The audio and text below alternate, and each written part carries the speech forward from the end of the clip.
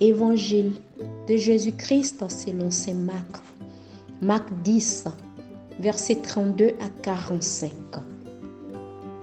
En ce temps-là, les disciples étaient en route pour monter à Jérusalem. Jésus marchait devant eux. Ils étaient saisis de frayeur. Et ceux qui suivaient étaient aussi dans la crainte.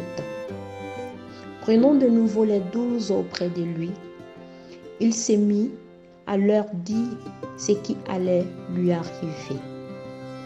Voici que nous montons à Jérusalem.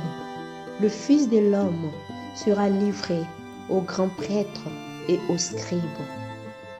Ils le condamneront à mort. Ils le livreront aux nations païennes, qui se moqueront de lui, cracheront sur lui, le flagelleront et le tueront. Et 3 jours après, il ressuscitera. Alors, Jacques et Jean, les fils de Zébédée, s'approchent de Jésus et lui disent : « Maître, ce que nous allons te demander, nous voudrions que tu le fasses pour nous. » Il leur dit : « Que voulez-vous que je fasse pour vous ?» Ils lui répondirent : « Donne-nous de siéger, l'un à ta droite et l'autre à ta gauche, dans ta gloire. » Jésus leur dit : « Vous ne savez pas ce que vous demandez. Pouvez-vous boire la coupe que je vais boire, être baptisé du baptême dans lequel je vais être plongé ?» Ils lui dirent : « Nous le pouvons. » Jésus leur dit : « La coupe que je vais boire, vous la boirez, et vous serez baptisés du baptême dans lequel je vais être plongé.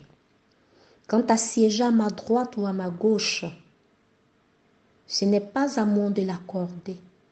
Il y a ceux pour qui cela est préparé. » Les 10 autres qu'ils avaient entendus se mirent à s'indigner contre Jacques et Jean. Jésus les appela et leur dit : « Vous le savez, ce que l'on regarde comme chef des nations, les commande en maître. Les grands leur font sentir leur pouvoir. Parmi vous, il ne doit pas en être ainsi. Celui qui veut devenir grand parmi vous sera votre serviteur. Celui qui veut être parmi vous le premier sera l'esclave de tous, car le Fils de l'homme n'est pas venu pour être servi, mais pour servir et donner sa vie en rançon. Pour la multitude, acclamons la parole de Dieu.